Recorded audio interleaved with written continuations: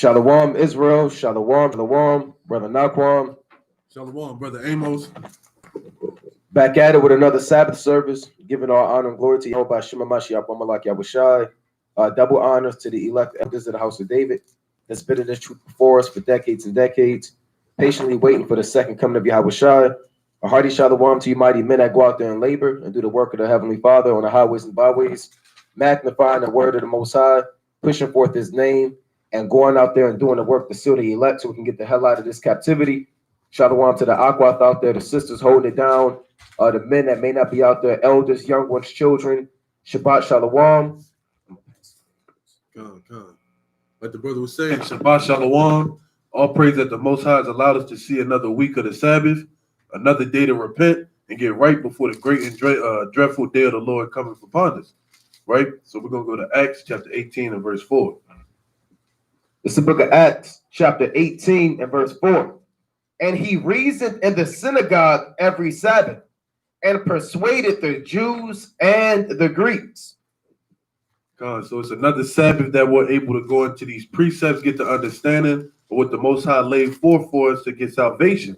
Right? And the only way we can do that is through Philippians 4, verse 13. It's the book of Philippians, chapter 4 and verse 13.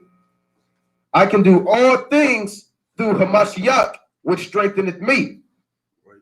Only through the spirit of Yahweh B'Shem Yahushua, we're able to go through these precepts, get the understanding of the breakdowns, cast down these false doctrines, and stand bold for the word of the Lord. Right. So we're back on the Sermon on the Mount, volume 4, still in Matthew 5. Right. Matthew 5, and we're going to read verse 44. Right. And this is how you should be able to break these things down. You should be able to precept, each verse, at least 2 to 3 precepts, right? We've been in the same chapter for the past 4 weeks, right? So it's imperative that you get this understanding and you build upon the foundation that the Lord set for us so you can get a perfect understanding. With all that get understanding.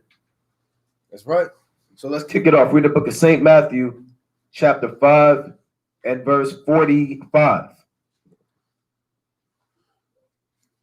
Matthew 5 and 45, and it reads, that ye may be the children of your Father which is in heaven, for he maketh his sun to rise on the evil and on the good, and sendeth rain on the just and on the unjust.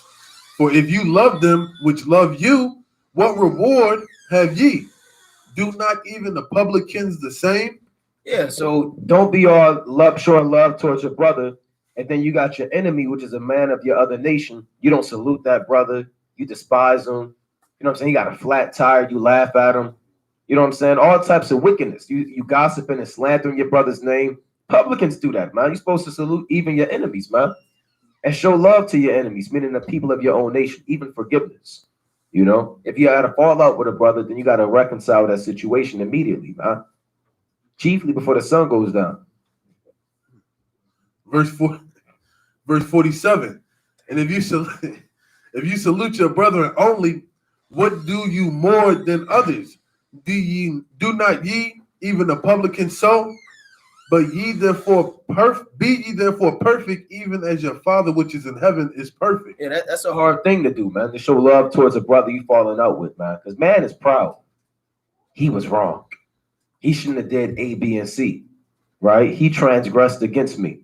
I'm gonna wait for him to forgive me. Right? Or wait for him to come to me and apologize to me first. You got to be perfect in this thing, man. The Lord wouldn't say be perfect if he knew that you couldn't do it, man.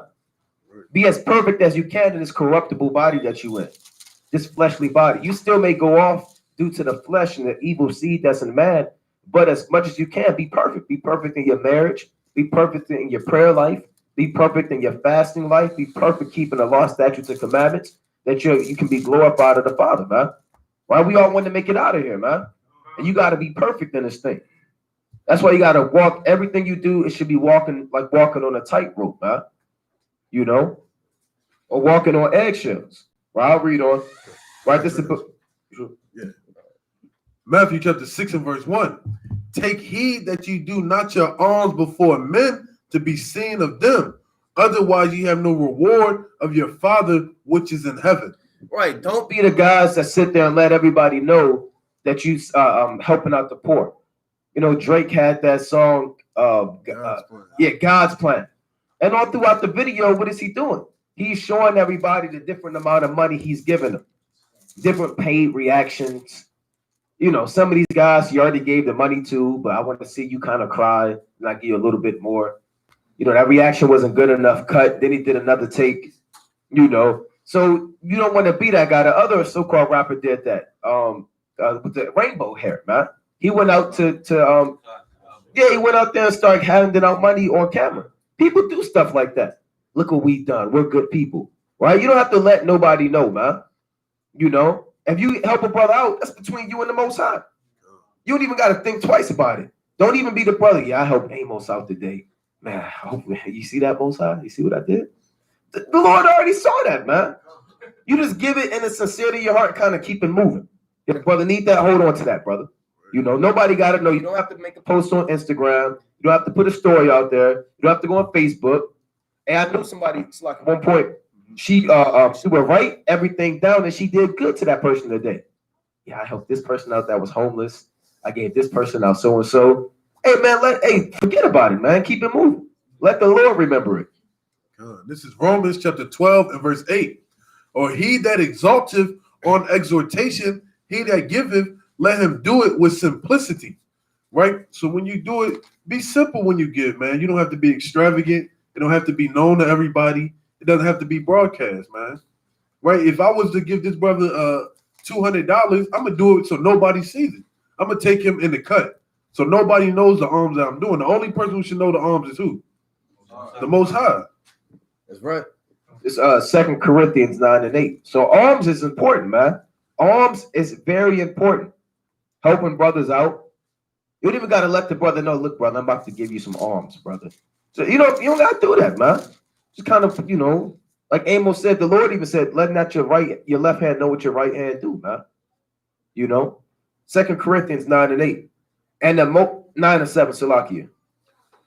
Every man according to as he proposeth in his heart, so let him give, not grudgingly or of necessity, for the Most High loveth a cheerful giver.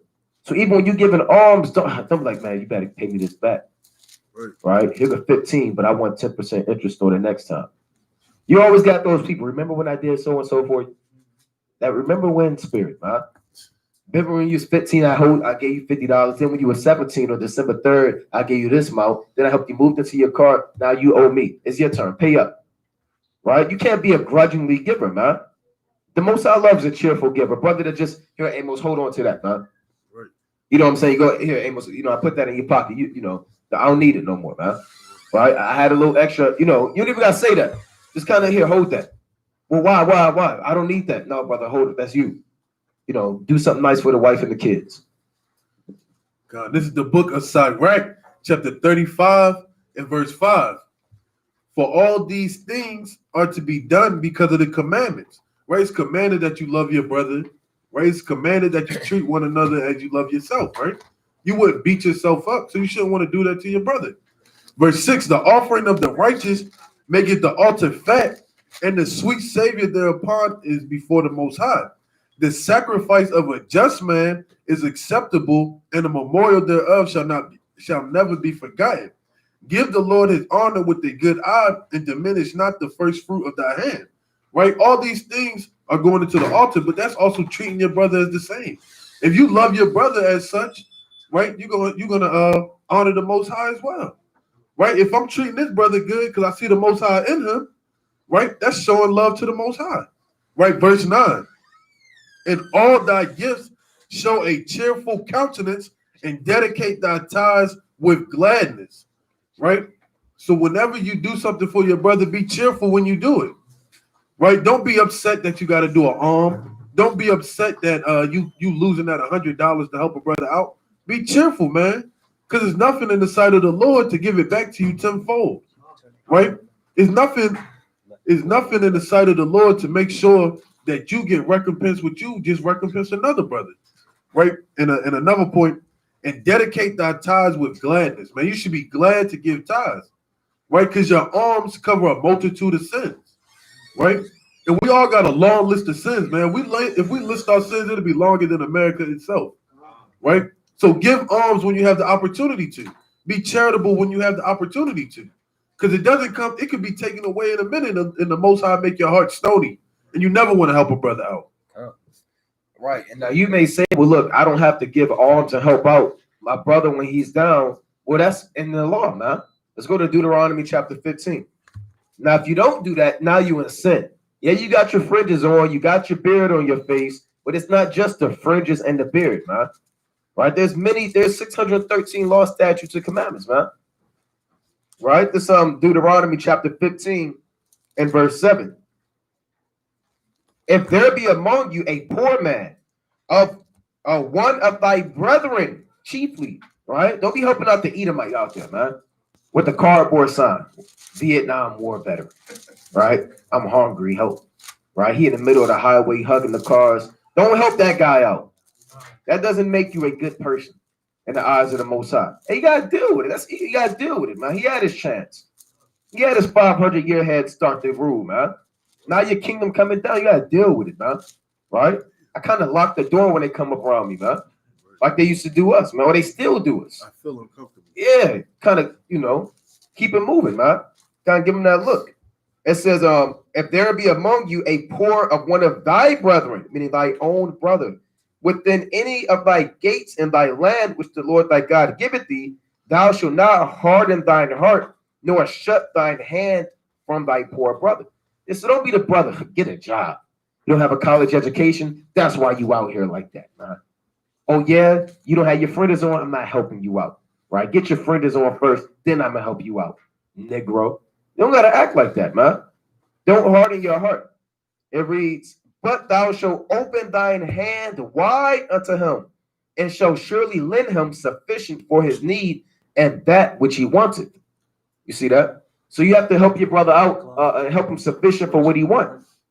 Meaning what? If I fall in hard times and I need $15 and I look, Mike, I need it, man. So and so, I gotta feed my so and so. Hey, Mike, if you got 15, you gotta give me that 15. You can't say, look, here, kind of ball up a dollar bill and throw it at me. Right? You got to lend me sufficient for my need. That's lawful. If you don't do that, now you're in sin. Now I got another precept. Let's go to Sirach chapter 12, because a lot of brothers have a hard time determining who to give good to. Do I just help out this brother on the street?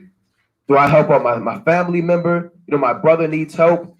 How do you determine who to give alms to and who not to give alms to? Right? Let's go to Ecclesiasticus, the 12th chapter. We got to take it back to the basics. Right? Ecclesiasticus chapter 12 and verse 1. It reads, right? Ecclesiasticus 12 and 1. When thou wilt do good, know to whom thou doest it, so shalt thou be thanked for thy benefits. Right? When you're doing good, do it to a brother that you know, man. That's sincere. Now, you can still help out the poor of our people out there, but you got to know. If a brother's sitting there chain smoking a pack of cigarettes and he get done his last one, he pat his pockets, then he see you and say, look, I need $5. He's not going to, what is he going to do with that? Buy cigarettes. You see a brother, he just smashes crack pipe, or your uncle, you know that all he do is buy whatever, man. Subscriptions to inappropriate sites or whatever. He just ran out. Now he needs some money to renew his damn subscription, man. Don't help him out, man. Look, uncle, nephew, I need $19.99. Right? Don't give him $19.99, man. It says, so shall thou be thanked for thy benefits. So you can give a brother something and he said, here, that's what I thought. They'll put in his pocket. Give it to a brother that say, the water. I appreciate that, man. I was on hard times. Don't just give to a random nigga. I need that, man. It is what it is. Right? Read on. Sirach chapter 12 and 2.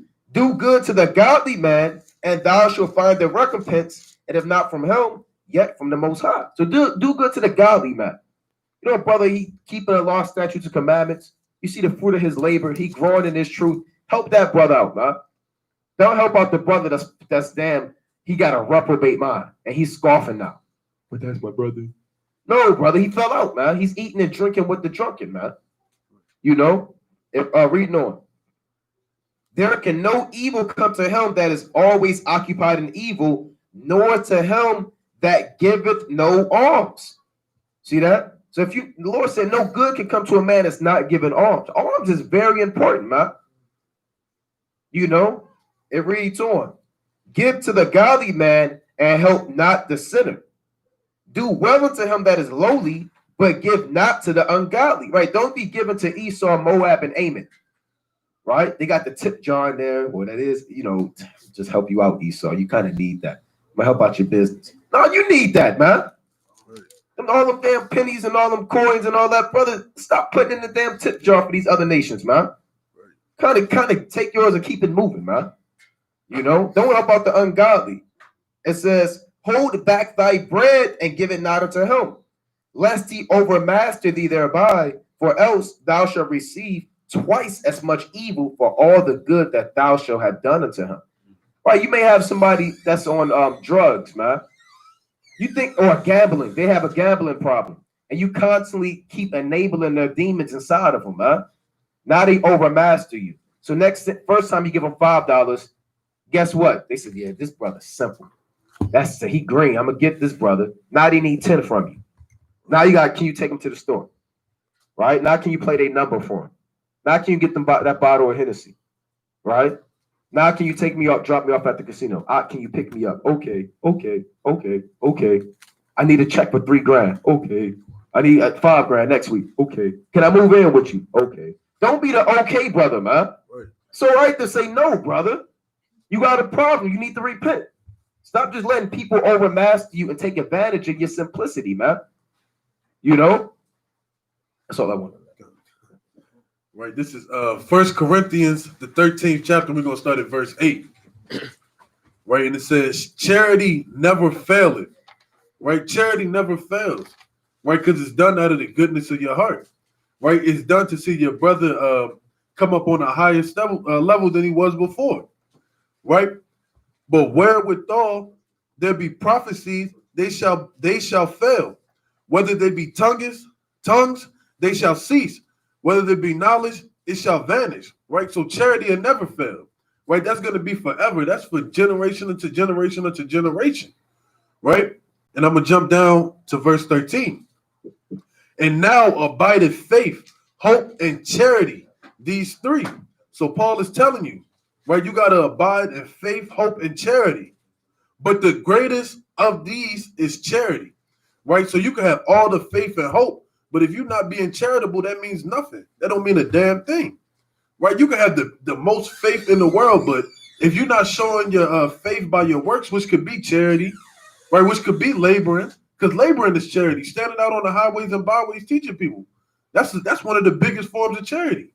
You sacrificing your time with your family and your loved ones to wake up the next man or woman who doesn't know that they're Israel. Right? So above all that is charity. And the Most High, he keeps record of that. A perfect example. Let's go to Tobit, the second chapter. We start at verse 1. Now, when I was come home again, and my wife Anna was restored unto me with my son Tobias in the feast of Pentecost, which is the holy feast of 7 weeks, there was a good dinner prepared me, in the which I sat down and eat. And when I saw the abundance of meat, I said to my son, go and bring what poor man soever thou shalt find out of our brethren, who is mindful of the Lord, and lo, I tarry for thee. Right? So Tobit had a huge feast on Pentecost. He told his son, go find those who can't afford to eat how we're eating and bring them here. Right? And if you know the story, Tobit, he lost his sight. And the Most High restored that because of the charity that he was doing. One quick point. He said, who's mindful of the Lord too. Not the brother sitting up there shooting up dope, asking you, can he get a fix? Right? The men mindful of the Lord. Okay, come. Another precept. And it even tell you in the book of Tobit, the 12th chapter, that the angel said, I was with you when you did all of your works, man. Come, let's get that. So the angel is there, man. None of your good deeds go amiss, man. Tobit was burying the people when it was a capital punishment, man. The king said, if you bury your own Israelites, I'm going to kill you. Tobit said, I don't give a damn. I'm going to bury my own brother, man. Right? And all of his goods were forcibly taken away, but his good works were never forgotten, man. Tobit 12 and like 10. Okay, I'm going to start at 9. Okay. Tobit chapter 12 and verse 8. Prayer is good with fasting and alms and righteousness.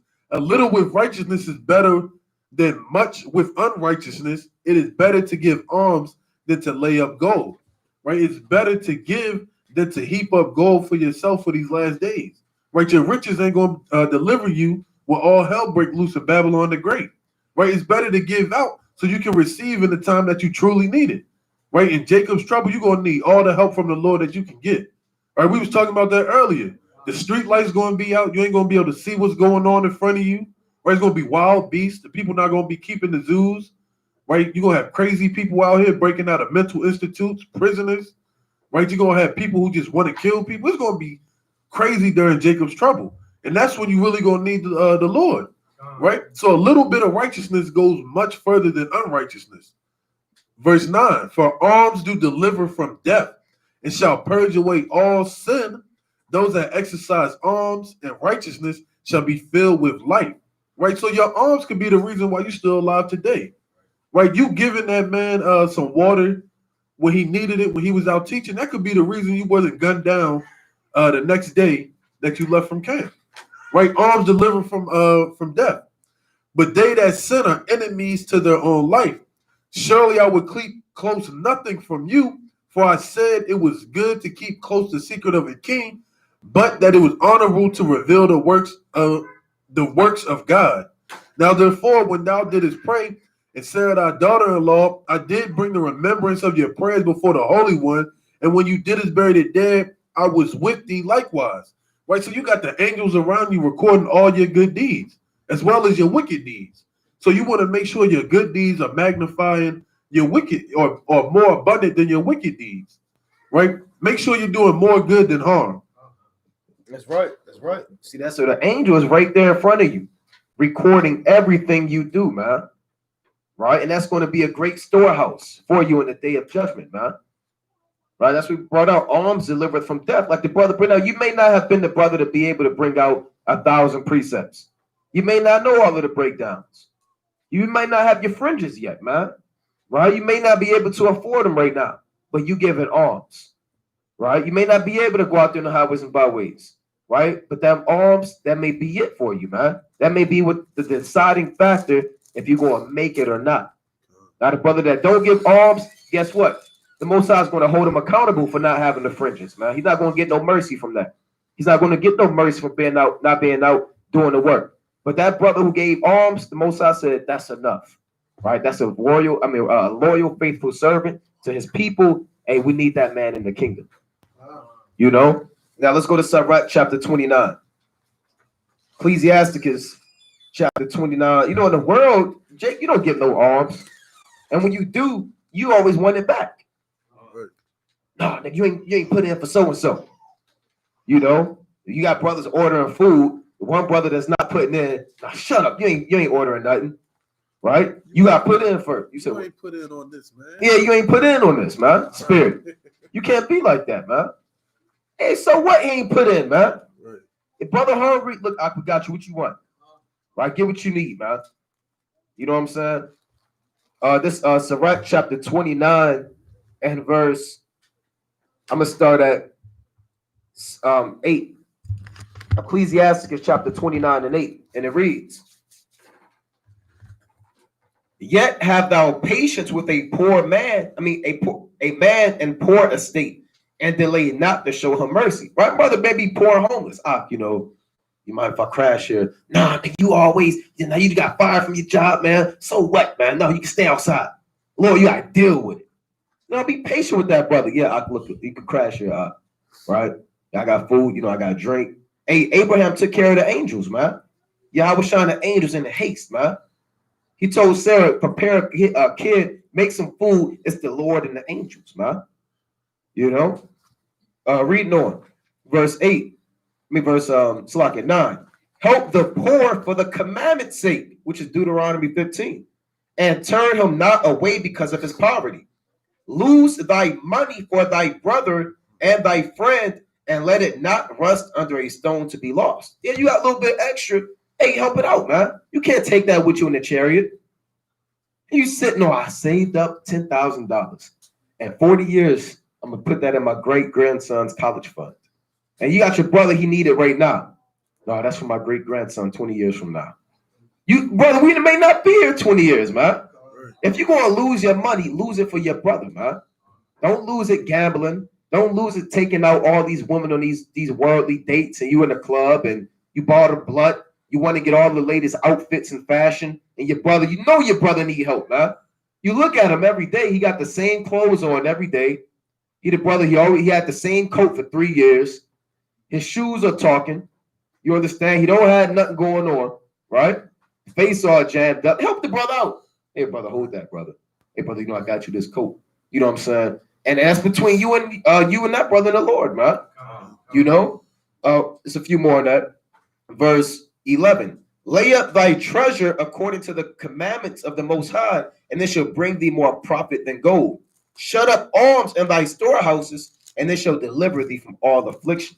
It shall fight for thee against thine enemies, better than a mighty shield and a strong spirit. See that? So you got to love your brother to help him out, man. You know, and again, it don't have to be fine. It don't have to be just cash. It can be anything, man.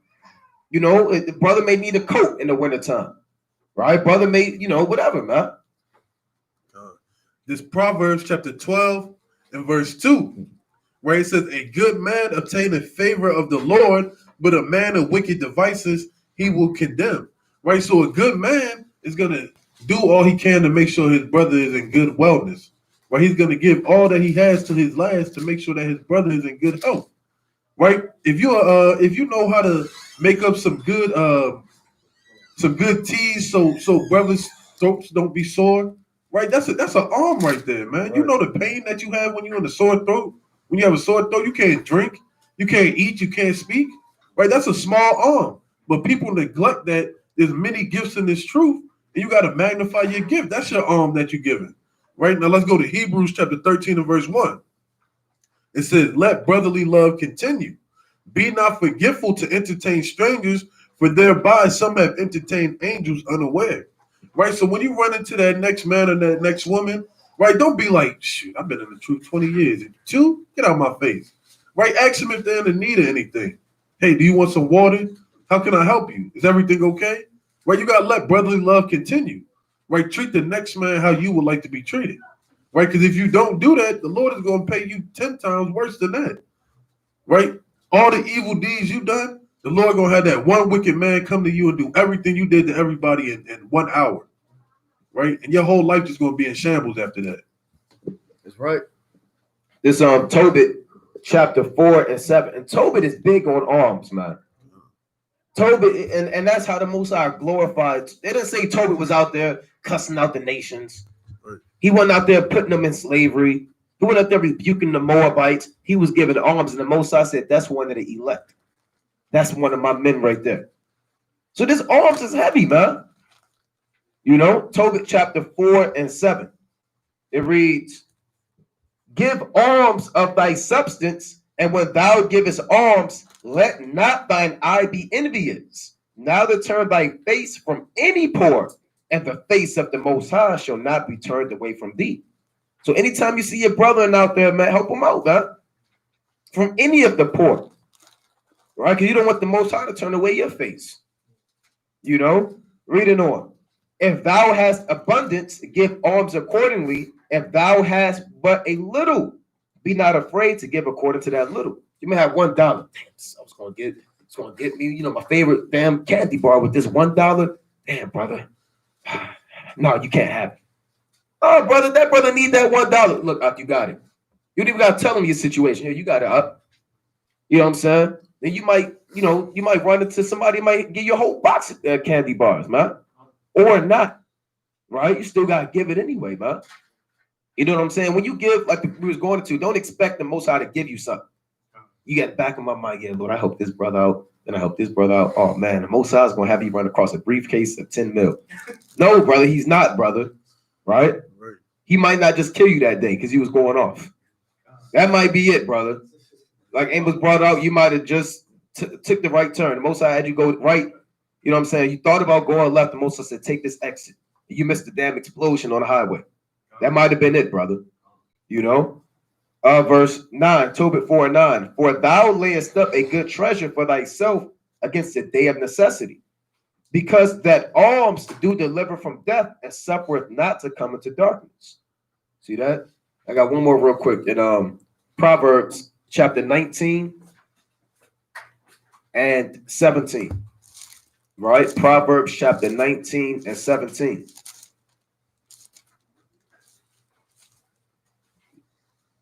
It reads, he that hath pity upon the poor lendeth unto the Lord, and that which he hath given will he pay him again.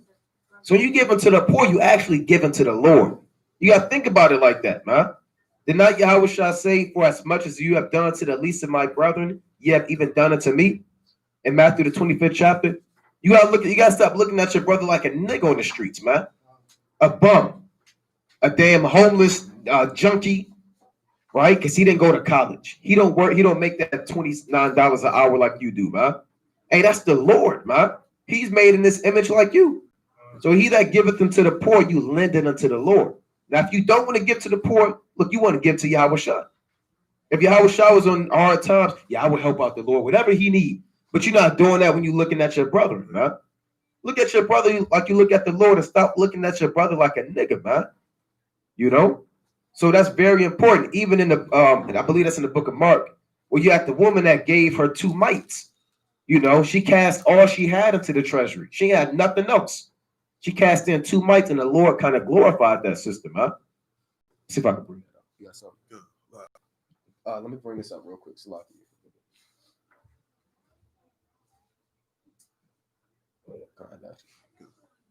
This is the book of Mark, chapter 12 and verse 40.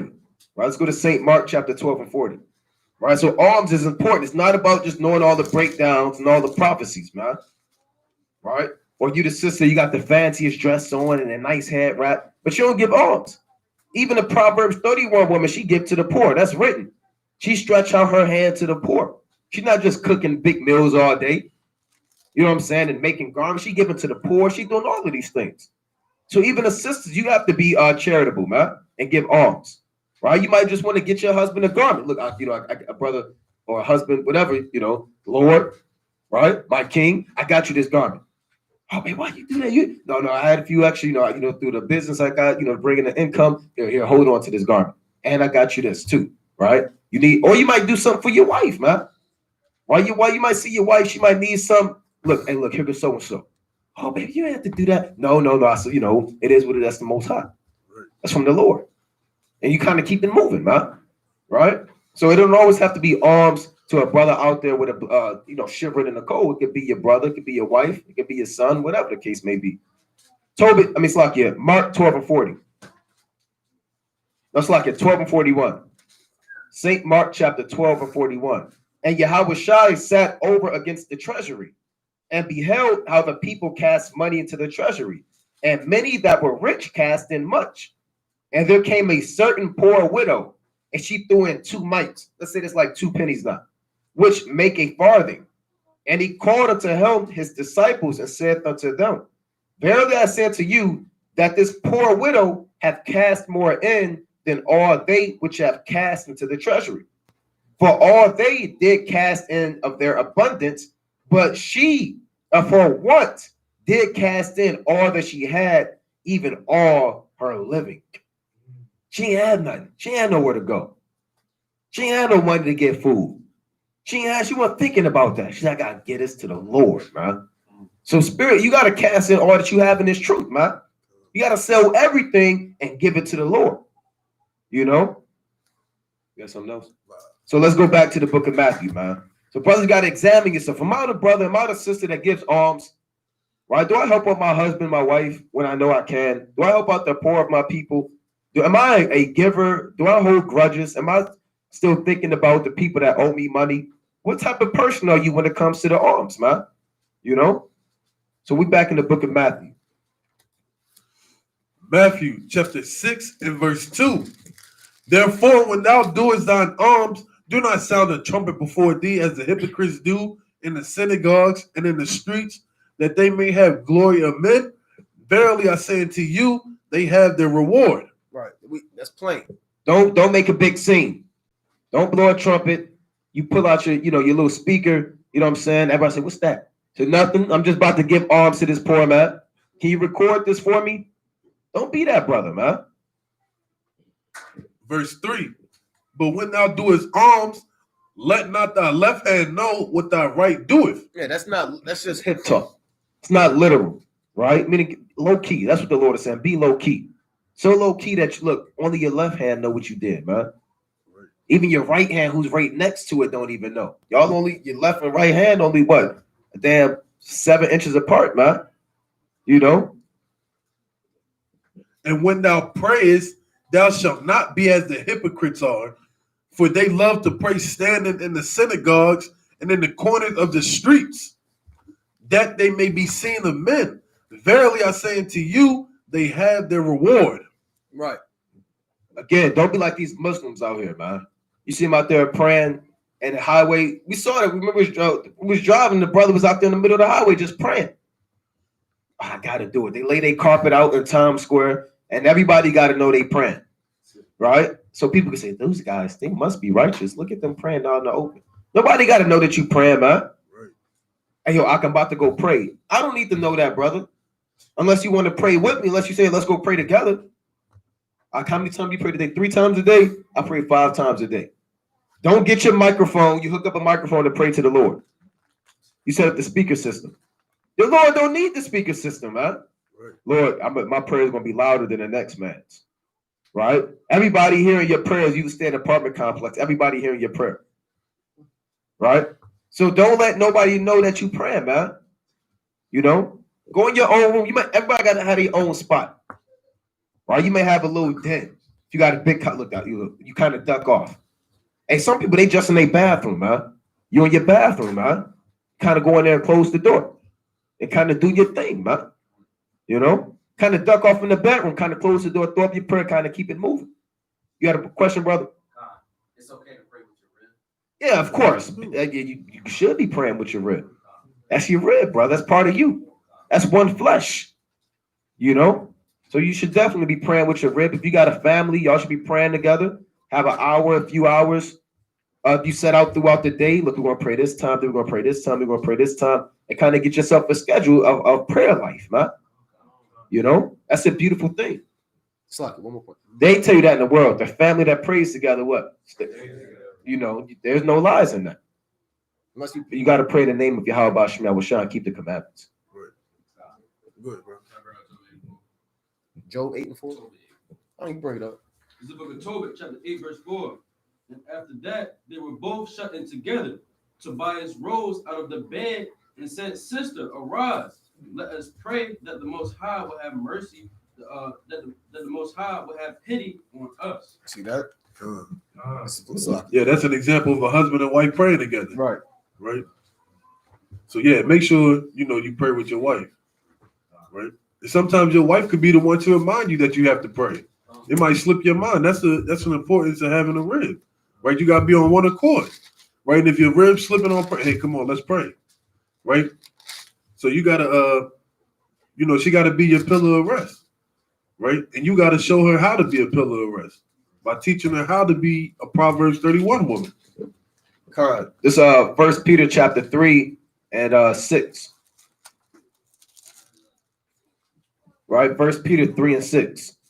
Even as Sarah obeyed Abraham, calling him Lord, whose daughters ye are, as long as ye do well and are not afraid with any amazement. Likewise, ye husbands, dwell with them according to knowledge, meaning according to this truth, right? Giving honor to the wife as unto the weaker vessel, as being heirs together of the grace of life, that your prayers be not hindered.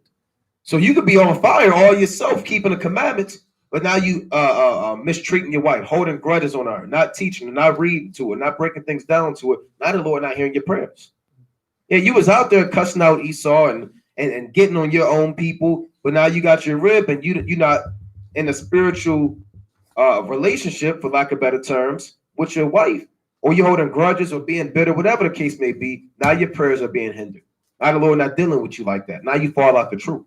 And your woman, now she committing adultery in Miami with another dude, putting it on Facebook for the world to see. And now you thinking about getting tattoos, and you changed your name to Maniac Sean.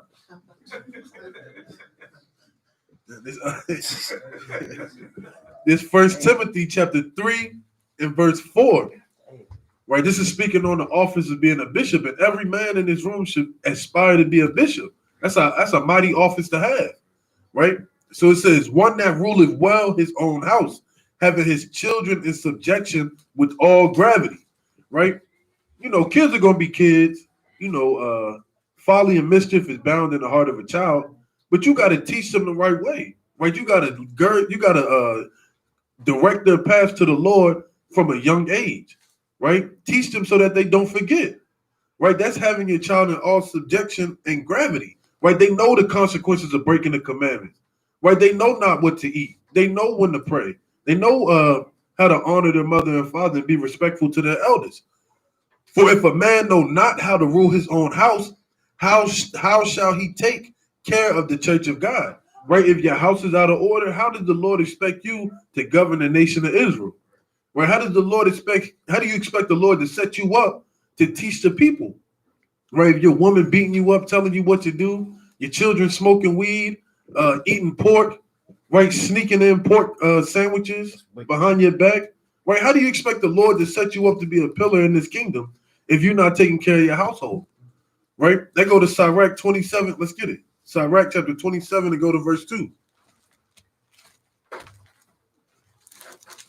Right? That's an important thing for the men. Make sure your household is in order. Right? And if your household is not in order, right, pray that the Most High give you the strength to get it back in order. Right? Another day you have breathing on this earth is another day you can get right, man. Right? This is Sirach chapter 27 and verse 3. Salakia. Unless a man hold himself diligently in the fear of the Lord, his house shall soon be overthrown.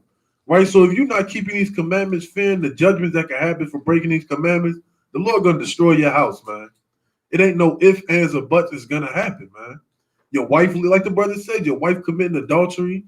Right? Your children hate you. They cussing you out. Your wife not. No, I'm not even gonna bring it up. Go ahead. Right?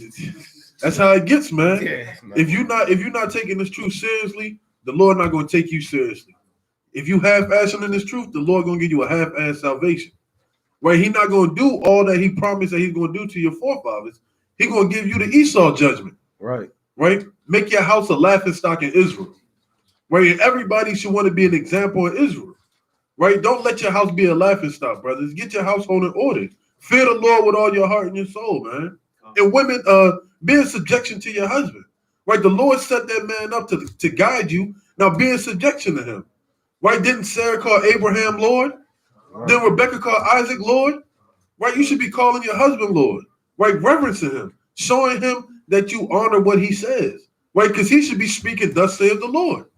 Right. Oh, go ahead, bro. You had something? I got precept. Go ahead. Give me this is the book of Joshua, chapter 24, verse 15. And if it seem evil unto you to serve the Lord, choose you this day whom you will serve, whether the gods which your fathers served that were on the other side of the flood, or the gods of the Amorites in whose land you dwell. But as for me and my house, we will serve the Lord. Good. Yeah, they had a song back in the day called "The Cleanup Lady." Right, brothers know that song? That's old. That's old. Yeah. There you go. See that? See, that's old. That's back in the day, man. You know, it goes something like making the way for the cleanup woman. That's what it is. A cleanup woman, man. No, not that one, brother. That's Barney, brother. Yeah, the cleanup lady is basically if a woman, a woman came in and made a mess in a relationship. Look, she might get put to the side. Then the next woman up there, that she got to clean up the mess and make it better for the man. You don't want to have be the you got most I put the spirit to go off against your husband. Now the next woman's in there, right? Or any wickedness, man. So Yes, sir. Yeah, so like somebody put in the comments, it said if a man actually does the things, it would be nothing for the woman to submit. Right? That's a natural order, right? Yahweh shot man, woman, child. If you're doing the things that please the Lord, your woman, she wants a righteous man. No woman wants to be under a wicked man unless she's wicked. A wicked woman is given to a wicked man. So a righteous sister wants to be led by a righteous man. Right? So you got to examine yourself daily if you be in the faith or not. Right? If your wife going off, brother, you going off. right? That's just how it is, right? She's gonna follow your footsteps. If your household is out of order, well, damn, you out of order then, right? I'm a firm believer in that. If my household turned to shambles, it's something I'm doing wrong. So I gotta I gotta get brothers to reprove me. I gotta examine my actions and get my household in order, right? That's right. You found it? Yeah. So brothers got to look. Now that's that song "Clean Up Woman," Betty Wright, 1971. Oh yeah. So brothers know that. There you go. See WFI, man. You gotta pull up them old school WFI oldies. They're WFI soul, man. Right? So you gotta make a way, you know, you got the cleanup woman, man. But like the brother said, you gotta get your household in order, man. All right, let me get let's go to what's that? 1 Timothy, the 5th chapter. Right? 1 Timothy, the 3rd chapter. Don't be out there trying to tell the nation to get in order and your woman beating you up at home. You know, dirty diapers everywhere, your kids saying, "Forget you, Dad. I'm not reading the Bible." Okay. But now you out there, you a mighty man on the streets. Come on, brother. Most are gonna expose you. Thought I want 1 Timothy 5. So out here. Bear with me. You want 14? That was the one. Provide for himself, provide for his house. What? A man gonna provide for he an infidel. Let's see that one. Slocky, bear with me. If a man don't provide for himself or his household, he's an infidel. That's 8. Con. Yeah, that's what I say, 7. That's 1 Timothy chapter 5 and verse 8. But if any man You provide, can start at 7. So. verse 7, and these things give in charge that they may be blameless. But if any provide not for his own, and specifically for those of his own house, he have denied the faith and is worse than an infidel. See, now you worse than an Edomite. An infidel, meaning you have no faith. You like a heathen. You got your house all out of order. You understand the kitchen. I mean, things are a mess. You scared to tell your woman something. Oh, hey, do you want to read? I don't know. She might get mad at me, right? You know, you scared to tell your son, you know, sit down. Well, boys will be boys, right? You sitting there playing a PS5 all day. You know what I'm saying? Your woman hungry. Did you order the food yet? Right? You got the speaker, the thing hooked up. Brother, come on now, man. Your rent is piling up. You 7 months late over rent. They knocking at your door asking for the rent. You tell the kid, be quiet. That's the landlord. Then after they leave, you go back to playing the PS5. Baby's crying. Trash everywhere. You about to get evicted, right? Your car got a flat. You don't want to change the car. You're too lazy to change the flat on the car. You don't know what's going on. You drunk, right? And you like an Edomite, man. Then on the Sabbath, you out there, bring it out, right? Then you go back home and your whole house, the damn lights cut off, man. Hypocrite. Yeah, you a hypocrite. The Most Highs are going to expose you, man. Right? So you men with families, you got a lot of responsibility, man. You know, did not it say in Genesis chapter 18, let's get that Genesis 18 and 19. So if you don't provide for your house, so you worse than an infidel. And you denied the faith. Don't be an infidel, man. And when things get hard in the household, men, don't run and put away your wife, man. That's wicked, man. That's off, man. Any man that does that is gonna be put to death. That's just how it is, man. That's just how it is. If things get hard at home, you're supposed to be the one who's supposed to get it back in order, man. Right. Don't run. Don't cast your wife to the side, talking about, we not together no more because I'm tired of you. That's wicked, man. That's wicked. What the Lord brought together, man, who gonna separate it? Right? That's your wife until the end. Till death do you part or the kingdom come and y'all together forever, man. So, men, don't leave your wife when it get hard, man. Do not do that. That's off, and no man respects that. No man respects that at all. That's right. So this is Genesis chapter 18 and 19.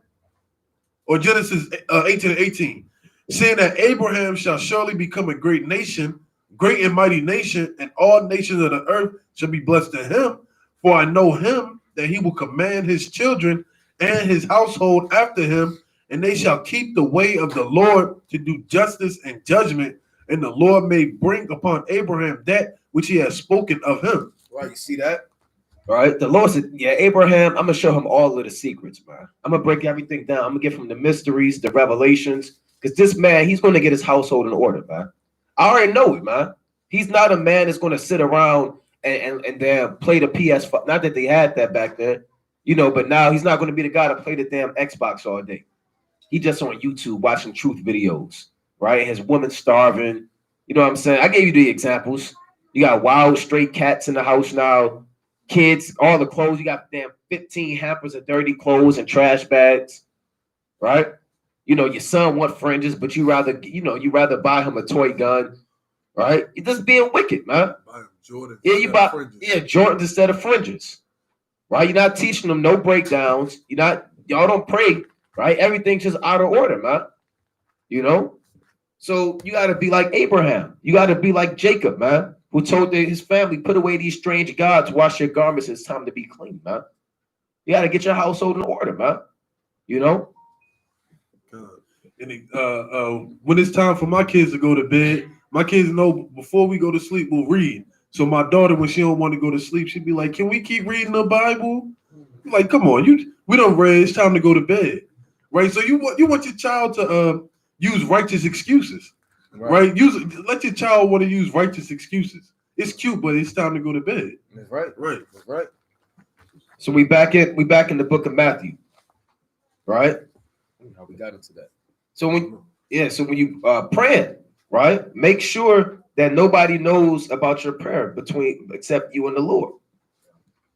Salaki, I got a question. Go. When you're praying, like me personally, sometimes like when I call on the name of the Most High, don't get me wrong, I'm not out there yelling it, right? But I kind of say it, sometimes it comes off a little loud. Is that something bad, or you know what I mean? I'm not trying to have people hear my prayer. I'm not going in and having that mindset. No, there's nothing wrong with magnifying the name of the Lord, right? It's not like you're doing it to be seen. It's a precept. Sirach chapter 7 and 10. Be not faint-hearted when thou makest thy prayer, and neglect not to give alms. Oh Lord. Oh Lord, you hear me? Lord, you heard me? I think now it's time to pray. Don't be like that, man. You gotta be confident in your prayer, man. Oh God. Here I go again. Big man, I'm the little man.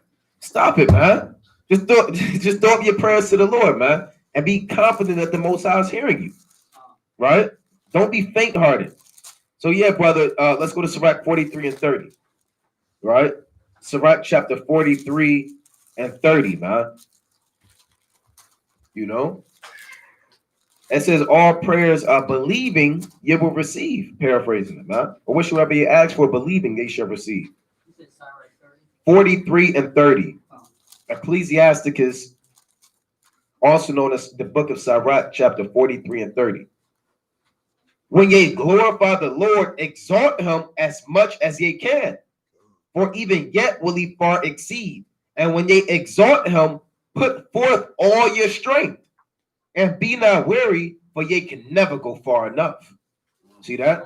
So you might not have been loud enough, man. You know, when we do the salute, we do the prayers before the class start, when we say the name of the Lord, we don't whisper it, man. Now, if they say keep it down, no, we're not going to keep it down. Right. Now, if you're doing it for vain glory, now that's another spirit you moving in. You know what I'm saying? But if it's in sincerity, brother, and that's between you and your household, by all means, hey, brother, strain your voice if you got to. The Lord spoke as many waters. So the Lord was loud when he was screaming the Lord's name. Right? Right. So this is Matthew chapter 6 and verse 6. But thou, when thou prayest, enter into thy closet, and when thou hast shut thy door, pray to thy Father which is in secret, and thy Father which seeth in secret shall reward thee openly. But when ye pray, use not vain repetitions, as the heathens do, for they think that they shall be heard for their much speaking. Right? So don't say the same. God is great. God is good. Let us thank him for our food. What's the other one? Now I lay me down to sleep. Right. I pray the Lord. Don't use the same prayers over and over. Right? Throw something in there that you know that you've been meditating on. Right? Lord, bring destruction to our enemies. Right? Lord, give me the faith to withstand all these temptations that the devil would throw at me. Right? Throw things that you meditate on, that you read about. Right? Don't say the same thing over and over and over again, unless you say in the Lord's Prayer. Right. And you got these people that chant that humming the spirit. You know what I'm saying? And back in the day, you had a heathen that would name all of these different gods. Everybody had like 30 gods. Oh Zeus, oh Poseidon, oh Neptune, oh so and so, and they would have the same, like the brothers going to the same repetition, man. And your prayer don't have to be 2 hours. You don't have to type it out on Microsoft Word. You put the indent right there, the damn MLA format from school, right? So maybe the Lord, when he proofread, the Lord not proofreading your prayer, man. Right? Do I use a synonym or I use his word again? Maybe I should use a synonym. You click in the damn, you don't have to do that, man. It's not a book report, right? You keep that's between you and the Lord, and it got to be sincere, man.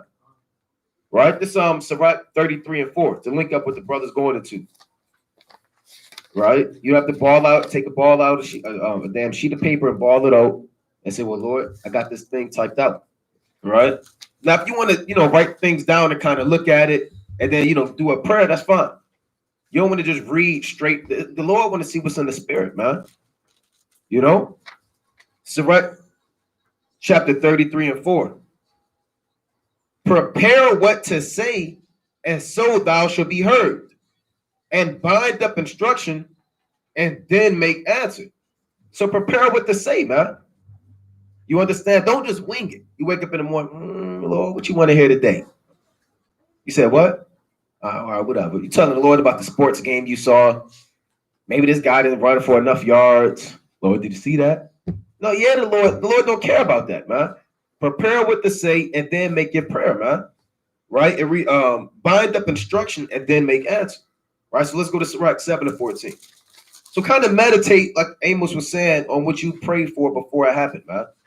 Before you do it. Kind of get an idea. When you examine yourself, you meditate and you say, well, look, I feel like, I'm in a spirit. I need more faith. Right? Okay, look, this I'm gonna go about it. You don't just go to your so-called supervisor and you wing it, man, or an interview. You gotta prepare it, man. Well, if they ask me, how was I at this job? This is what I'm gonna say, man. If they ask me, what do you look forward to about working here? You kind of say, well, if they ask me this, you kind of prepare it, man, for Esau. But you wing it with the Lord, man. And the Lord hate Esau. This is Sirach chapter 7 and 14. Use not many words and a multitude of elders, and make not much babbling when thou prayest. So keep it straight to the point. This is Romans chapter 8 and verse 25. But if we hope for that we see not, then do we have patience, then we with patience wait for it. Likewise, the Spirit also helpeth our infirmities, for we know not what we should pray for as we ought, but the Spirit itself maketh intercession for us with groanings which cannot be uttered. Right? So the Spirit's talking to the Most High more than you are. Right? The Spirit's telling the Most High, look, I need more faith. Can I please have more faith to endure? Right? Can I please have more charity? Right? Your Spirit is making that intercession. Right? Your words may not mean anything because you can slip up and say anything. The tongue is wicked. Right? You may not even realize you said it. You might yawn when you praying or something. Right? You know how disrespectful that is? Right? Imagine this brother having a deep conversation with me. I'm saying, that's how it is when you pray to the Most High sometimes. Certain bodily functions happen that you may not have control of it. But the Spirit is making intercession on what you need. Right? The Spirit is groaning to the Most High and saying, this brother needs more, he needs to be more strict. Please give this brother more discipline. Right? The Spirit is making that intercession. That's right. That's important, man. It says, for we know not what things we should pray for. You might, you saying you praying for more wisdom. No, brother, you need more faith right now. Or you praying to do so-and-so, the Lord said, no, this is what you really need, man. So if you wanted to elect, your Spirit is going to constantly tell the Most High what you really need, man. You know what I'm saying? So everybody, you may stand in the spirit of, like I said, you need more discipline, like Amos said, but that's not what you need. That's what you think you need. The Lord knows what you really need. You need to study more, brother. That's what's on your priority list in the eyes of Yahweh Shem Yahushua. So the Spirit is going to make intercession. Like when you talk to a judge and you say, Judge, I think that so-and-so, your lawyer's like, hold on, no, this is what he really means. He really need this and he need A, B, and C. So your lawyer is going to plead on your behalf to make sure you get the things that you really need. You don't know the law like these lawyers, man. I think maybe if I do so-and-so, you messing up. The judge don't respect that, man. The judge going to respect that lawyer. So the Most High is going to respect the spirit that you praying in that's going to make intercession, man. Like the Lord, it says the spirit has a mind of his own. So what man knoweth the mind of the spirit? Say the things is of the spirit. Paraphrasing. Now this is James 1:5. If any of you lack wisdom, let him ask of Yahweh that giveth to all men liberally and upbraideth not, and it shall be given him. But let him ask in faith, nothing wavering, for he that wavereth is like a wave of the sea, driven with the wind and tossed. Right? So when you asking the Lord for these gifts that you may be asking for, make sure you ask in confidence, knowing that the Lord is going to give it to you. Right? Don't be double-minded. Right? Verse 7. Let not that man think that he should receive anything of the Lord. A double-minded man is unstable in all his ways. Right? So when you ask the Lord, be confident that the Lord is going to give you what you're praying for. Right? Don't let it be in vanity, though. Let it be in sincerity. Right? Let it. If you lack wisdom, ask the Most High to give you more wisdom. We done seen brothers who didn't have any wisdom grow up to be a mighty man in this truth. Right? Come. That's right. That's right. Let's go to St. Mark chapter 11 and verse 22. St. Mark chapter 11 and 22. And it reads, and Yahushua answering said unto them, have faith in the Most High. For verily I say unto you, that whosoever shall say unto this mountain, be thou removed, and be thou cast into the sea, and shall not doubt in his heart, but shall believe that those things which he said shall come to pass, he shall have whatsoever he said. So whatever you're praying for, you can't doubt it in your heart, man. Like Amos was saying, this might be too big for the Lord. Yeah, I don't really know why I asked that. Forget about it. Scratch that one off. Well, you're not going to get it, brother. The Lord, like the man that's praying and he believe it. And that man really believed, man. Oh, yeah, he praying for more. He know he going to get it. I got to give it to him, man. And you get that man tenfold wisdom, man. You think Solomon, when he prayed for a discerning heart and wisdom, he was like, no, I don't know if you could do this one. No, he knew that, man. When David prayed for more mercy, he knew the Most High would give him mercy, man. You know? Verse 24, 24, come. Therefore I say unto you, what things soever ye desire when ye pray, believe that ye receive them and ye shall have them. See that? So if whatever you desire, man, in righteousness, you're going to get it. Lord can say, I might give it to you. As long as you believe and you're doing the will of the Most High, you're going to get it. If you praying for your household to be in order, you're going to get it. If you praying for, now don't be praying for carnal things, for your beard to grow, to connect. You know what I'm saying? You want longer hair, right? You want waves, right? Lord, put this dude, I didn't get no waves yet. You want to be damn 3 inches taller. The Lord not dealing with that. Like in Job 35:13, it says, surely God will not hear vanity, right? Neither will the Almighty regard it. So if you praying for vain things, forget about it. For a damn Rolex, because you saw a brother with a Rolex. You want money to fall out the sky. Hit the lottery. Hit the lottery. You want to talk to Elijah, right? Can Elijah come down? I want to talk to him, tell him how I feel. The Lord not sending Elijah down just so you can tell him how you feel. You want pillow talk with Delilah. You want to see, look, Lord, if I was in that situation, I wouldn't be like Samson. So you want to do things, with wisdom, knowledge, and understanding, right? So whatever you're praying for, if you believe it, you're going to get it, man. Got another one real quick. 1 John, the 3rd chapter. Right? Whatever you pray for, believing, they shall receive. So it's important to pray for faith, man. When all hell break loose, you call upon the name of the Lord, and you want the Lord to deliver you, you want to believe it, man. 1 John, chapter 3 and 22. Right? The book of 1 John, chapter 3 and 22. And whatsoever we ask, we receive of him, because we keep his commandments and do those things which are pleasing in his sight. So if you keep the commandments, you're going to get it, man. That's what the Lord is saying, straight up. If you're sincere and you're doing your best to keep the commandments and you believe, you're going to get it, man. That's why brothers are magnifying their talents, waxing strong, because they believe that the Lord's going to give them what they need. You got it. Back to Matthew, the 6th chapter and verse 7. But when ye pray, use not vain repetitions as the heathen do, for they think that they shall be heard for their much speaking. But be not ye therefore like unto them, for your Father knoweth what things you have need of before you ask him. After this manner, therefore, ye pray. Pray ye, our Father which art in heaven, hallowed be thy name. Thy kingdom come, thy will be done on earth as it is in heaven. Give us this day our daily bread, and forgive us our debts as we forgive our debtors. And lead us not into temptation, but deliver us from evil. For thine is the kingdom, and the power, and the glory forever. Amen. Come. And if you don't know what to pray, throw up the Lord's Prayer. You should throw up the Lord's Prayer every day, multiple times a day, right?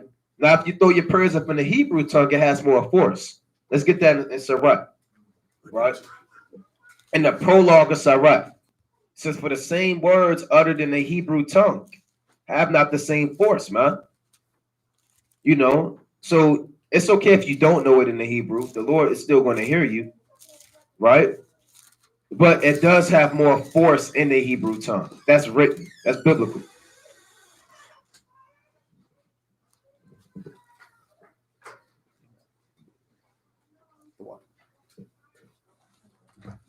Crazy.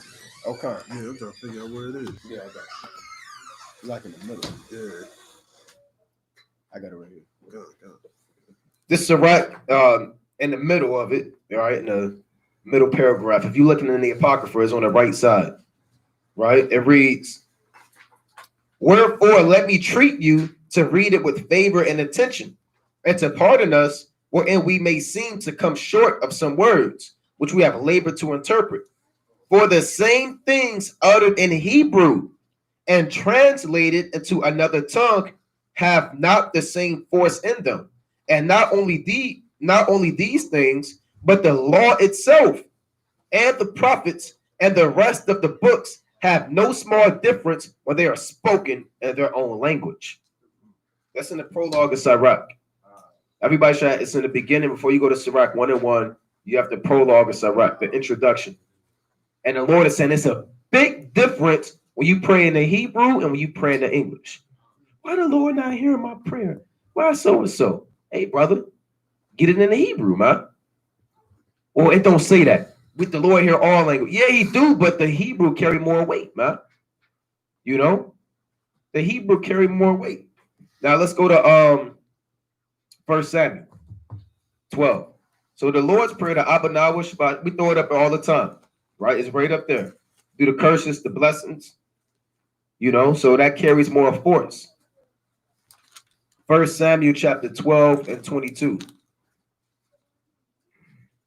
1 Samuel chapter 12 and 22, and it reads, for the Lord will not forsake his people for his great name's sake.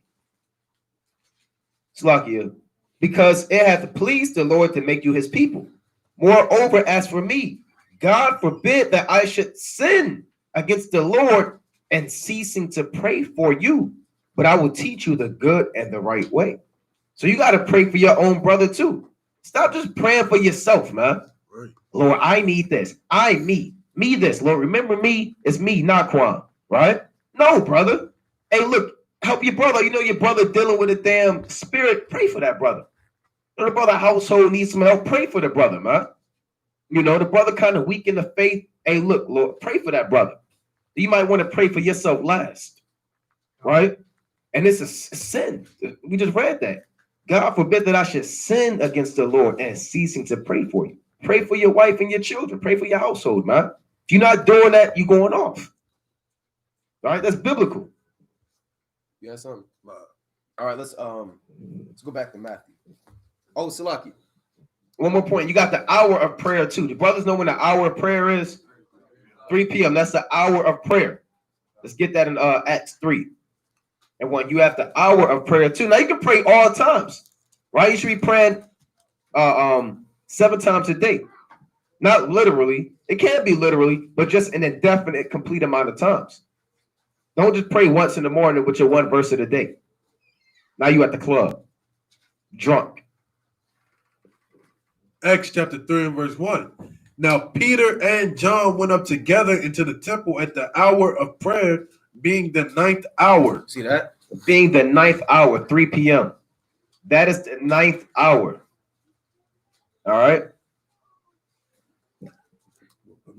Yeah, so brothers should kind of know brothers that keep a schedule on the alarm on their phone. They make sure, even if they're at work, they kind of duck off around that time, right? You may work outside, you kind of look, you in the car for a minute, right? You in your household, look, it's 2:55, about to get ready. It's an hour of prayer. That's the time where the angels bring up your prayers before the Lord, man. Now they do it constantly, but the 3 p.m. is the chief prayer because that's the time of the sacrifice in the ancient world. And that's the time that Yahweh Shah gave up the ghost. From the 6th hour to the 9th hour, there was darkness over the whole land, man. Okay. This is Matthew chapter 27 and verse 45. Now from the 6th hour, there was darkness over all the land until the 9th hour. And about the 9th hour, Yahweh Shah cried with a loud voice saying, Eli, Eli, lama sabachthani, that is to say, my God, why hast thou forsaken me? Some of them that stood there, when they heard that, said, this man calleth for Elias. And straightway one of them ran and took a sponge and filled it with vinegar and put it on the reed and gave him to drink. Right. See that? So Yahweh Shah was offered up at the 9th hour. That wasn't an accident. Everything was timed out by the Heavenly Father. From the time he got delivered up, it all had to happen. Everything is set up with the time and place for everything, man. So even the Lord being delivered up exactly right on time, because that's the time of the evening sacrifice in the law. Let's go to Numbers 28 and 4. So that's heavy when you think about it. Everything is measured to a T. To the people you encounter, to the time you get in the car, to the time you come in the truth, everything's measured, man, by the Lord's time. This is the time of the evening sacrifice in the book of Numbers, chapter 28 and 4. It reads, the one lamb shalt thou offer in the morning, and the other shalt thou offer at even, meaning the evening sacrifice, 3 p.m., the 9th hour. Let's get another precept. Let's go to the book of Daniel, chapter 9 and 21. All right, let's go to the book of Daniel, the 9th chapter and the 21st verse.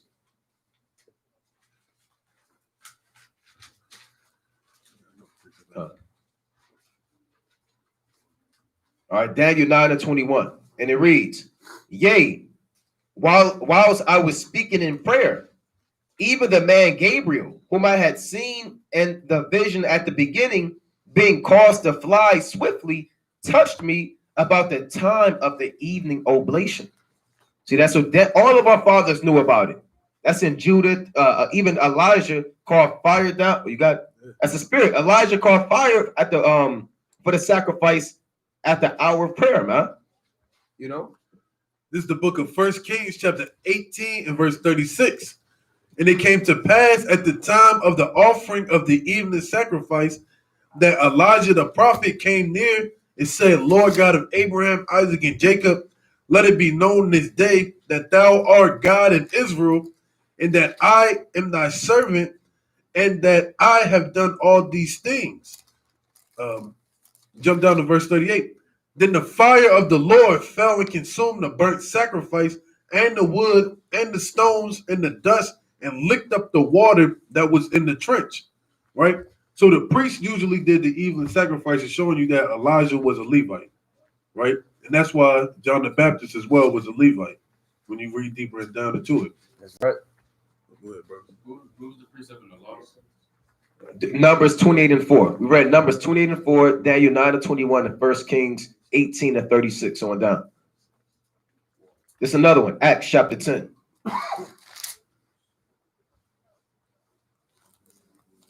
Acts chapter 10, we're going to read 1 through 3. It reads, there was a certain man at Caesarea called Cornelius, a centurion of the band called the Italian band, right? A devout man, and one that feared God with all his house, which gave much alms to the people. You see that? Giving alms, man. And prayed to the Most High always. This is not an Edomite. He saw in a vision evidently About the 9th hour of the day, an angel of the Most High coming into him and saying unto him, Cornelius. And when he looked on him, he was afraid and said, What is it, Lord? And he said unto him, Thy prayers and thine alms are come up for a memorial before God. See that? So all of your prayers are sent up at that time. The Lord said, okay, send an angel down, go down and talk to this man. Right? That's why Yahweh was offered up at the evening sacrifice. That's the hour of prayer. So we can go back to the book of Matthew, the 6th chapter. So we got different accounts. Daniel, Peter and John in Acts 3 and 1, Cornelius in Acts 10, 1 Kings 18:36, Elijah, the Levitical priest, and the book of Numbers chapter 28 and 4. So that's the chief hour of prayer. Again, don't just pray one time a day, but throughout your prayers, try to include that in there, man. Maybe you set an alarm on your phone or, whatever the case may be to remind you. Matthew chapter 6 and verse 14. For if ye forgive men their trespasses, your heavenly Father will also forgive you. But if you forgive not men their trespasses, neither will your Father forgive your trespasses. Right. Let's go to Matthew 18. You got to be forgiven, man. Don't be the brother that you giving alms, but you're holding grudges. You got to be well-rounded in this thing. You got to be forgiven. You have to love mercy. You have to give alms. You got to keep the law, statutes, and commandments. You got to be a man of faith. You got to honor the brotherhood. You understand? There's many things that you got to cover in this truth, man. Right? You can't just read the book of Revelation all day and think you're a man of the Lord, man. Because I know the book of Revelation. I just want to get this. Oh, go ahead. This Sirach chapter 29 and verse 1. He that is Matthew 18. Okay, what? He that is merciful will lend unto his neighbor, and he that strengtheneth his hands keepeth the commandments. Right? So if you're merciful, right, you're gonna lend to your neighbor. You're gonna forgive your neighbor when he borrows and doesn't give back. Right? You're gonna forgive your neighbor in all aspects that he trespasses against you. Being merciful is key in this truth, right? Because we just read, if you don't forgive men their trespasses, the Lord's not gonna forgive you your trespasses. Right? So learn mercy in this truth, man. Don't be such a stickler for this and for that. Right? Be merciful, man. Sometimes people forget. Some people get up there in age, they forget. Sometimes people just all out forgetful. Right? So learn mercy. Right? Learn mercy to obtain mercy. Right. That's right. Let's go to Matthew 18 and 21. Hey, Yahushua told the Pharisees, man, you have neglected the weightier matters of the law, judgment, and mercy.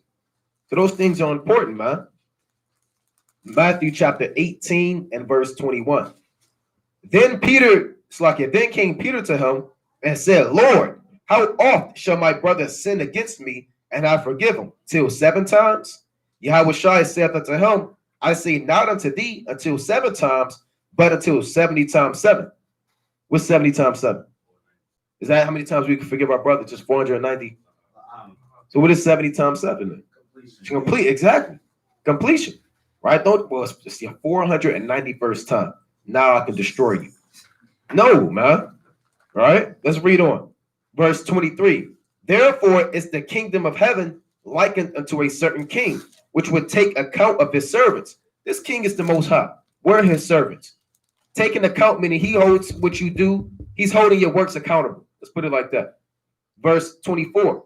And when he had begun to reckon, one was brought unto him, which ought him 10,000 talents. Now the 10,000 is just a completion number as well, right? An indefinite amount. This man owes the Lord 10,000 talents. Parabolically, meaning this man, what? He may be a murderer. He could be a damn thief. He break the Sabbath. We all owe the Lord 10,000 talents. All of your list of sins, right? Imagine 1 talent is 1 sin. So now you have 10,000 of them. So he owed the Lord 10,000 talents, right? It reads, but for as much as he had not to pay, his Lord commanded him to be sold, and his wife and children, and all that he had, and payment to be made. But the Most High was going to destroy this brother, take away his livelihood, right? Because he can't pay this debt. Just like us in the world, we couldn't pay our debt that we owed the Lord. The Lord had the right to kill us, man. You know? Verse 26. Then the servant therefore fell down, Salakia, and worshipped him, saying, Lord, have patience with me, and I will pay thee all. So he prayed for mercy and forgiveness for all of the sins that he had. Then the Lord of that servant was moved with compassion and loosed him and forgave him the debt. So the Lord forgave us our debt, all of our wickedness that we did. Read on. But the same servant went out and found one of his fellow servants, which ought him 100 pence. And he laid hands on him and took him by the throat, saying, pay me that thou owest. See that? Grabbed him up, said, you remember that time I gave you so and so, you ain't pay me back. Or remember that time you stepped in my shoes, I ain't never forgive you. So the 100 pence is what your brother does to transgress against you, right? Ezra, you may have stolen my bag from me and stepped on my shoes, right? I can't grab you by the throat and say the Most High is going to kill you, right? Otherwise, the Lord just forgave me for all of my sins, so I should be able to forgive you. The Lord forgave me for 10,000 talents. You only owe me 1,000. I should surely forgive you, right? That's mercy. Reading on. Verse 29, Matthew 18-29. And his fellow servant fell down at his feet and besought him, saying, have patience with me, and I will pay thee all. And he would not, but went and cast him into prison so he should pay the debt. See that? Got him jammed up, man. That's wicked, man. You get your brother locked up by Esau because he owe you something, man. Right? He forgot to pay, you were co-signed on a loan or whatever, and he ain't kind of put in his end of the bargain. Now you getting him jammed up with the IRS. You getting him jammed up with the tax collectors, right? Now he get thrown in jail. Now he doing 15 to 20, man. Because you ain't show no forgiveness. Verse 31. So when his fellow servants saw what was done, they were very sorry and came and told unto the Lord all that was done. So these men are, the angels are giving an account, for lack of better terms, of what happened on the earth, right? Then his Lord, after that, had called him, said unto him, O thou wicked servant, I forgave thee all that debt because thou desirest me. Shouldest not thou also have had compassion on thy fellow servant, even as I had pity on thee? And his Lord was wroth and delivered him to the tormentors, till he should pay all that was doing to him, right? So the Most High is going to judge you, man. This man literally went with the tormentors, but that's spiritual, it's not literal. The Lord not going to literally deliver you to people that's going to torture you. He's going to plague you. He's going to plague your household. He's going to put demons on you. You're going to be vexed in the spirit. You're going to be going through hell. You're going to be going through tribulation. You're going to lose knowledge. You understand? You're going to wax faint, right? Until you forgive your brother. You're going to slowly fade out this thing. By the demons is going to work on your spirit, So likewise shall my heavenly Father do also unto you, if ye from your hearts forgive not every one his brother their trespasses. See that? So if you don't forgive your brother, you're going to get delivered to the tormentors. And you're going to fall out this thing. You may know all of the precepts and the breakdowns. It could be your wife, you holding a grudge, or whatever, your son messed up one time, or a fellow brother. You holding on to it, guess what? The Lord not going to forgive you for that. Now you're going to be cut down. Now when the chariots come, you think you're going to get beamed up. Everybody rejoicing. Then the chariot kind of beam you up, and then lay you back down on the earth. Then another one come and destroy you. Or a chariot pick you up halfway, and the other chariot come and just slice you in half and keep it moving. That's horrible. Back to Matthew, the 6th chapter, in the 16th verse. Moreover, when ye fast, be not as the hypocrites of a sad countenance, for they disfigure their faces, that they may appear unto men to fast. Verily I say unto you, they have their reward. Right? So when you fast, don't make it known to the whole world that you fasted. Put some oil on your face, be discreet. Right? Keep between you and the Most High. Verse 17. But thou, when thou fastest, anoint thy head and wash thy face, that thou appears not unto men to fast, but unto thy Father which is in heaven in secret. And thy Father which seeth in secret shall reward thee openly. Lay not up for yourselves treasure upon earth, where moth and rust doeth corrupt, and where thieves break through and steal, but lay up yourselves treasure in heaven, where neither moth nor rust doeth corrupt, and where thieves do not break through nor steal. Right. Yeah, you got brothers that's only worried about financial gain. You got 401k investments, Bitcoin, digital currency, right? You saved up $25,000, and then you don't lay up no treasures with the Most High. What are the treasures you got to lay up with the Lord? Your works. You understand? That's your true treasure, man. So the Most High can deliver you and redeem you based off of what you laid up in the heavens, man. And this money's going to fade away, man. Your works, let's go to Revelation 14-13. Your works live forever, man. You can't take $20,000 to the kingdom of heaven. You can't take that damn Visa card, man. And material things are going to fade away, like the grass or the earth, but the word of the Most High is going to be forever. Right? Revelation 14-13. Revelations 14-13. And I heard a voice from heaven saying unto me, right, blessed are the dead which die in the Lord from henceforth, yea, saith the Spirit, that they may rest their labors and their works do follow them. You see that? So when you die and give up the ghost, your spirit go up to the spirit world, and immediately after that, another angel brings a report based off of all of your works. So all of your works follow you once you get taken up to the heaven.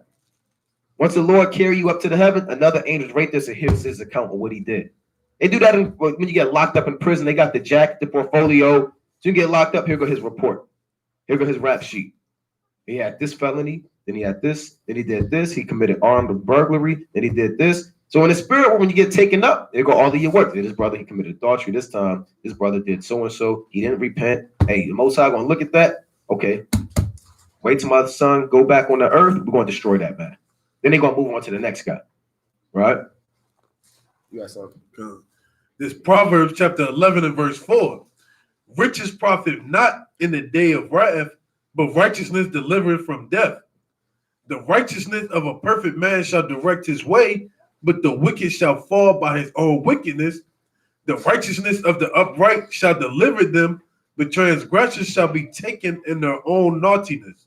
Right? So the righteous deliver from death. Right? All the works that you've done that are in righteousness, they're going to deliver you in that time of visitation when the Lord comes to destroy the world. Right? And deliver his elect. Right? Your works may have that's Proverbs 11, 4-6.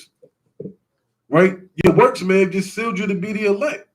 Right? You made your election sure by doing righteous works. Right? So don't neglect the works that you think are nothing, man. Answering brothers' questions on Instagram, that's work. On Twitter, right? Counseling a brother, fasting with a brother, praying for a brother, praying with the brother. Right? All those things are works. Right? And the Lord will direct your steps if your works are righteous enough to be delivered from this captivity.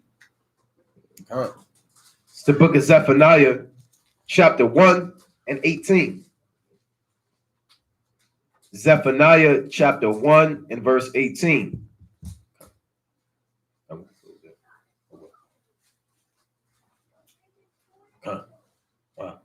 See that? Zephaniah chapter 1 and 18. Neither their silver nor their gold shall be able to deliver them in the day of Yahweh's wrath. But the whole land shall be devoured by the fire of his jealousy, for he shall make even a speedy riddance of all them that dwell in the land. So you can't pay the angel $20 to get in a chariot. You can't, duck off and pull the Lord to the side and say, Lord, I got 30 grand. The Lord said, get up in there. The Lord not dealing with that, man. Your silver and gold can't deliver you, man. You gonna take all your gold in the chariot? Like, oh man, I can't wait to the kingdom of heaven. No, that stuff going to be corruptible, man. Or it is corruptible. It is going to vanish, man. Right?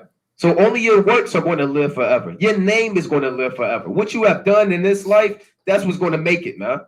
That's it, man. Not your gold, not your garment, not how many people you know, not how many views you get on Instagram, not none of that vanity, right? Only your works are going to live forever, man. That's what's being recorded. And that's what you're going to be held accountable for. Like Amos said, your works, right? How did you show that you believed in the Lord? How was your faith, man? Were you, my brother, giving alms? Were you lazy? Did you take days off in the truth? Are you lukewarm? Is your house out of order? You're going to be held accountable when all hell break loose based off of your works. And once that door closed, that's it. So now's your chance to get on the Most High good side. You got to get these brownie points up with the Lord, man. You got to win favor with the Lord, right? That's in, let me get that in Luke 2 and 52 real quick. All right, let's go to the book of St. Luke, chapter 2 and 52. Right? It reads, and Yahushua increased in wisdom and stature and in favor with God and man. So even Yahushua had to increase in favor with the Most High, and that's heavy, man. So we have to increase in favor with the Most High and men. How do you increase in favor with the Lord? How do you get somebody to like you, man? By doing, how do you get the Most High to like you? By doing what he requires of you, man. You know? So we all in these last days have to make sure that we're trying to increase in favor with the Lord, man. Because when all hell break loose, we're going to need that mercy. You know? Anything else? And with that, we're going to close up. We're going to take a quick intermission, right? And then we're going to proceed with the next live stream within 25 minutes, right? With that, Kwam Yasha. Come on, yourself. Shalom.